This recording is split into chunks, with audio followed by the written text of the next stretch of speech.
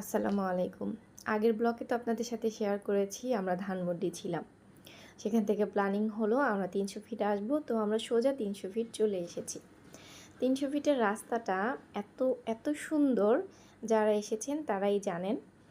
তো এই যে ভাইরাল জায়গাটা যেখানে সবাই ছবি, টিকটক, ভিডিও করার জন্য ব্যস্ত, পুরা জায়গাটা একদম ক্রাউডেড হয়ে গিয়েছে। এক কথায় বাংলাদেশের ভাইরাল জায়গা এখন। তো সেখান থেকে আমরা ৩০০ ফিটে মোটামুটি আমরা অনেকটা রাউন্ড দিয়েছি, দিয়ে তারপর আমরা ভিতরের দিকে যাচ্ছি। তো ভিতরে অনেক ভিতরে নাইমের হাঁসের মাংস নামে একটা দোকান আছে, কাকি সবসময় ওইখানেই খায়।